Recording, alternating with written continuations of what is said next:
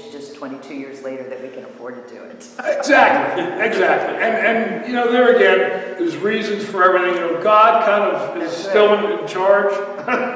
And so, you know, the best laid plans, sometimes you go, well, it'll be 22 years later. But the key is being able to expand the building. And I'll just say it even though I'm on camera. This is a box with a fancy roof, and it's not expanded.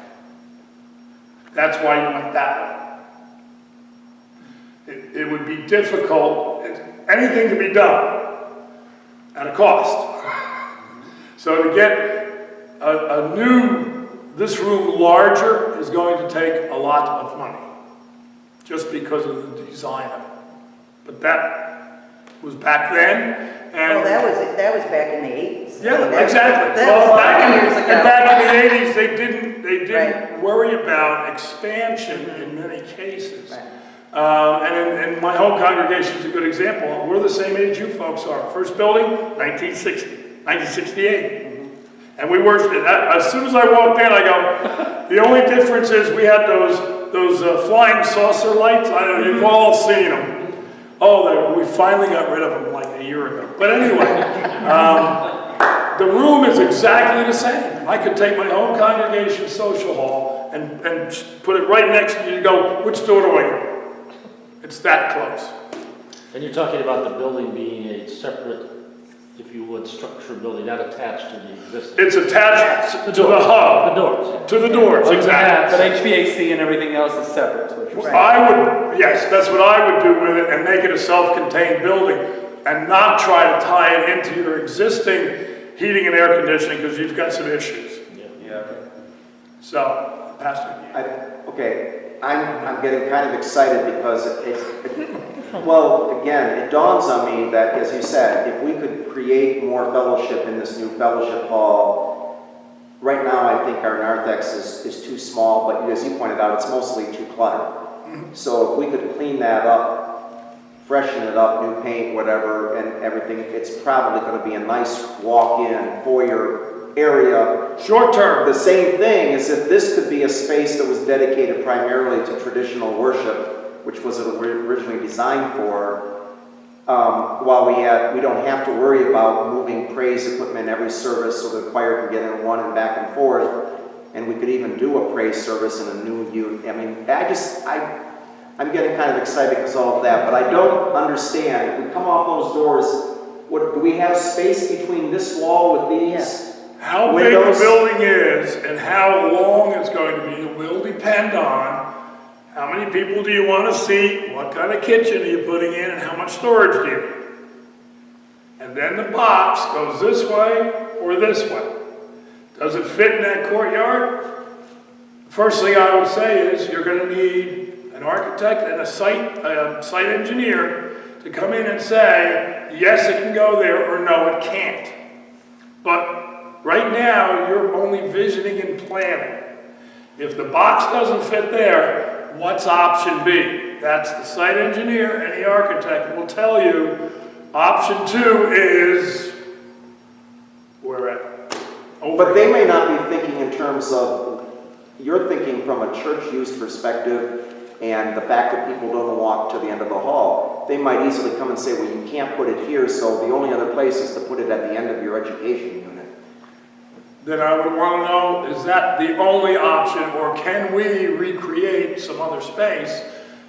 Those are great doors in the back, but that could be But that's the thing, is we another had option. an architect who said that we could build there, and those two doors are In this one over here, Yeah. over here. And what would happen is that garden would be like a courtyard between the two. The hall would run right down from those doors. And you know how the two doors by the bathroom, that's a big open space with double doors?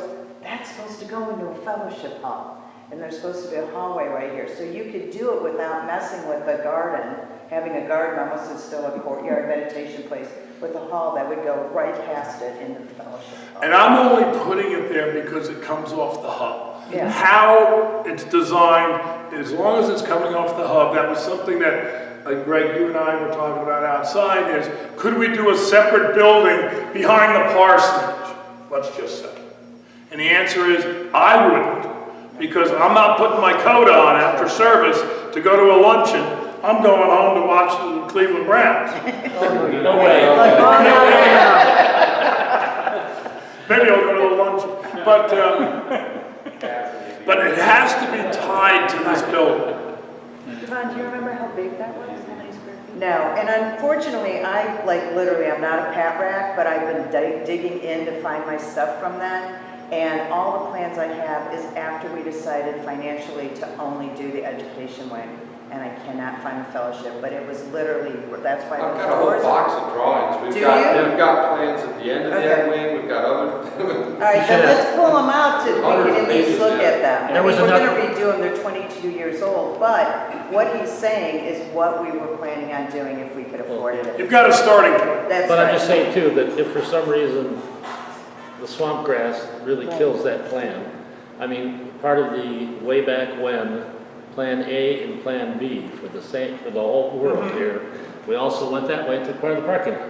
I'm just saying there are There are other physically ways, other yeah. options. Right. We just Split have off to see the which hub. one fits. Right. Yep, you're exactly right. There's always other options. Don't try to be the architect or site engineer. Let them do it. That's why you hire them. You just say, yes, we like that idea. No, we don't. Go ahead. I too am pretty excited about seeing a different space that can be predominantly social use. My son, my wife have played in community bands, orchestras, that type of thing. Often they meet in churches, they perform in churches. Sure. When I think about that being a use, talk about opening yourself up to the community, that's exciting. Sure. You know, I just, you know, when you're starting to talk a little bit about the sanctuary, I was wondering if it's time to start talking about that, or should we have a few questions? I'm pretty much done with the kitchen social hall space. You know, the little details, I can always come back and talk to the building team about that at that time. Yeah. I think you got to keep the big picture open at this point. Well, One last excuse me, thing. and I think when we say social, for other things than just some rectangular tables, a nice kitchen, and some food, because you're right. I'm just saying, went you know, like the when men are mess- you expand that, you start thinking, it could be used for this, it could be used for that. it Oh, could be sure. used for this. As I was trying- And get people Wait, involved in let- saying that. Okay, keeps, As I was trying to say. Yeah, I'm If sorry. anybody's been to Mentor Methodist, they have a wonderful youth program. They have a lady in there who's like, she's a director from Broadway, and I wish I could remember the name of the play I went to, but again, stage, audio, visual, I mean, they had everything in there. On the other hand, it's their cafeteria. It's also their praise team place. I mean, we have to think multiple uses, not just a use. And with today, the technology today, you're correct, because with technology today, the whole key, and I'm going to get now to the sanctuary, but the whole key to church facilities is flexibility. So everybody says, well, we're going to build a stage at the one end of the new social hall. No, you're not. You can buy portable stages, screw the legs on, and boom, you're up and running in 20 minutes. Why would you put hard surface down and not be able to move it? Oh, I thought it's just one that opens up the wall, it goes out, and it comes back in. Well, or you could have one that raises up off the floor. Pastor wants that behind the altar. you get the pastor coming down from the ceiling. By remote. See, now you have it on film that that's what you want. Reading from the book of Levitation. That's right, that's right. Before we start getting into multiple use space worship and everything, I just wanted to say, did you have any other first impressions when you walked our property and looked at our building? Were there any other things as an outsider that you just wanted to say you might want to I think it looks very nice. Now, you said David Dahlberg, I don't know if these folks know who he is, but that he made some suggestions that you took his advice on, so I don't know what the before and after, but the after looks very nice. The one big thing, and again, you could do some of this short term, and definitely on long term, is you need better signage. Your exterior and interior signage. I can't find you, sorry. I had no idea that back lot was back there. And I came into the north end and talking to Dave for a few minutes. I looked over your shoulder, and that's what I do for 20 years. I looked over your shoulder, and the signs for the restrooms are this big. And I got lousy vision, so I can't see them. So signage was the one thing. I think the other thing, and again, this is why I talked about the bulky furniture, your narthex is too crowded. It's not welcoming. There's just too many little alcoves. And I can just see if you have 70 or 80 people coming out after worship, I don't know where you folks go. Only 5 or 10 go down to the social hall, the rest of them go home. out to breakfast or Yep. go home. Yep. You don't- Because basically, leaving here with 70 or 80 people, I'm actually getting pushed out. Like when we did Tea Time for Peace, it was really crowded. It's hard. Now, that's that short-term, long-term list that this group has to put together. Short-term, how do we make that room a little more hospitable? Because that's where, basically, you know, It wasn't that long ago that we put that furniture there, though, in a response to how do we make it more hospitable? Because there was nothing there. I mean, we didn't think about... if you don't like the high table idea, go with some wing chairs, but the love seat, the problem with the love seats and couches, besides I can't get out of them, is most of the time, you don't want to sit that close to anybody. So one person is on that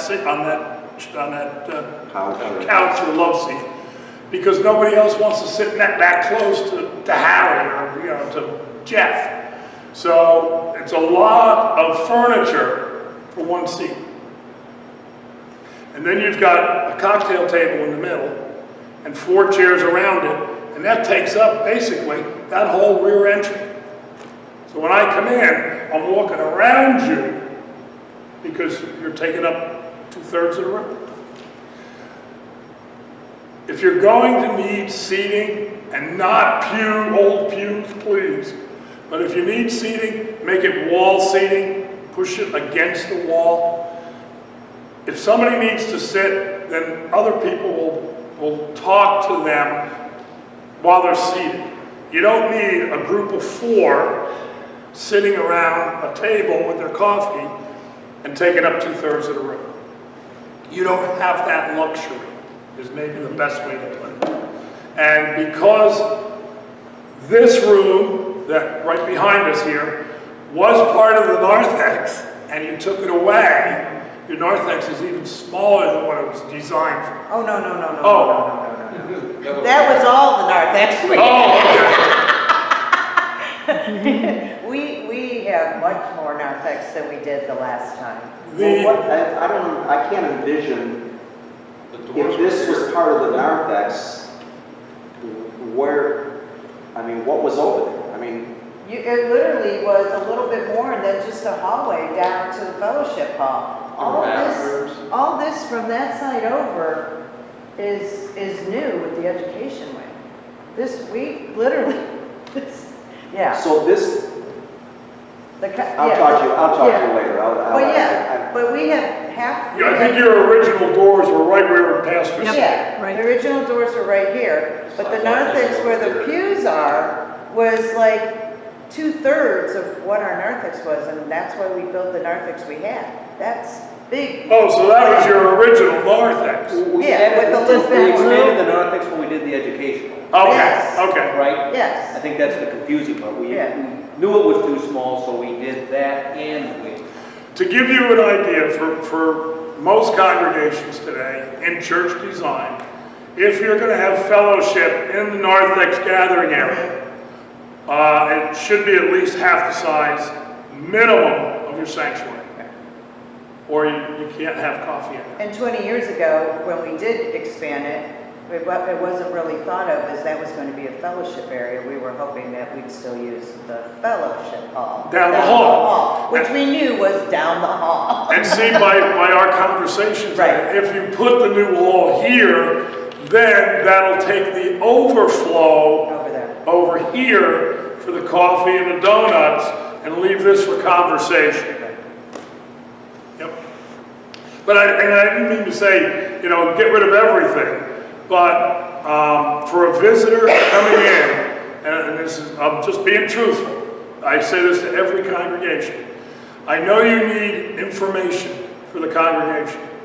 You know, this is what the youth are doing. This is who this is doing. Put screens up. I saw you had a little mini screen monitor on one of the posts. And then we have a big one on the wall, but it's still... I didn't see that one, but put some monitors on.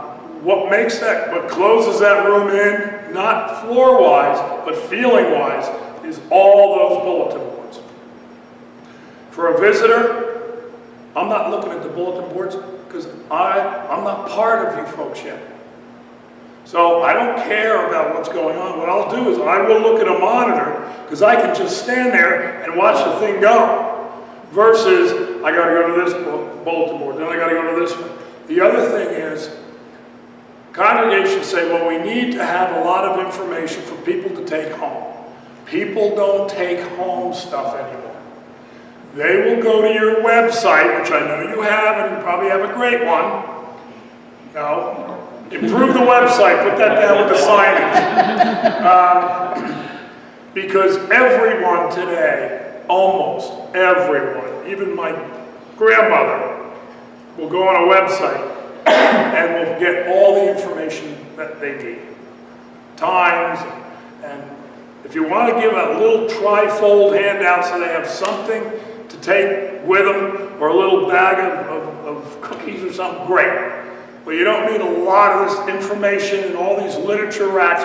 Nobody looks at it. My home congregation, when we built the sanctuary, they put in 2 racks for the Lutheran magazine, and for those, the same Lutheran magazine from 2006 is still on the stand. Nobody takes the stuff home. Everybody does this. The bulletin boards, I know, is sometimes a sore subject because we want to show everybody what we're doing. You can do it with monitors. We do. My home congregation does that. And on our website, we've got all of our programs, activities, ministries, what our mission is. Everything is in the top ribbon. All you have to do is just click on and you get a drop down and you can find out what our picnic looked like 6 years ago. A lot of those bulletin boards have stuff for us. So would you suggest that we put that somewhere else? It's like our sign up and our, did you know this is going on? It would be perfect in a new building, but well, and there again, to answer your question. Short term. Yeah. For short term, I would put it somewhere else. I don't want to say down the hall because the hall's kind of narrow to start with, but maybe in the social space.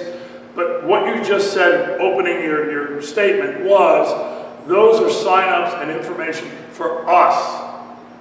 And us should know all the information is down at the other hall or, you know, somewhere else. Yeah, because it's your information. Mm-hmm. I'm looking at quick bursts, and I'll get that from a monitor or even a trifold, which I might pick up and then look at while the pastor has the sermon. You know, I'll just look at the trifold. And then have a sermon that week in the trifold. So I can't get away. So yeah, let's talk about, oh boy, I'm doing good. I figured it was 10:30 by now. Let's talk about the sanctuary. Is there other questions about the other buildings? As far as first impressions and all, I think your Christian Ed wing is great. Again, if you're going to spend a little bit of money, new carpet, new paint, boom, done. I didn't notice, though, the lighting when we were walking. Is it fluorescent? It should be reflective lighting today. If you go into your dentist's office or your doctor's office, they all have these new reflective lights, so that the lighting is not directly down in the hall, but it's reflected through the hall. Those are very easy fixtures to change out. The hallway doesn't need to be where I can read the newspaper. The hallway needs to be toned down so it doesn't look institutional, even though it is. But you don't want it to look institutional, so you can do that with lighting. However, but maybe change out the lighting, and I didn't remember what you had down there. I didn't look. and carpeting and paint, and I'd leave the rest alone. I wouldn't push anything else in the Christian Ed way. You said the restrooms are okay, other than signage? Yeah. I mean, I didn't use these, I did pop my head in the other ones because I wanted to see that there were 2 unisex restrooms down there that the community could use. So that's all I was really looking at. I didn't use the ones up here, but. And we'd need to put some, if we built a new building, we'd Sure. put down there. And again, and I'm just doing this real quick and at the top of my head, if the kitchen's at this end of the new building and the plumbing's all there, I would have two unisex right here off the hub again. So that would, yeah. Unless you think they're really bad, usually, you know, changing out some lighting and doing a little bit of tiling or maybe a new sink and get rid of the countertop from the 60s that is green, you know. If you want to update it a little bit, fine, but I wouldn't go crazy. The other thing, and Greg, you and I kind of chuckled walking down that hallway. If at all possible in this whole project, if there's a way to get down to that other hall a little bit easier than running into the utility room,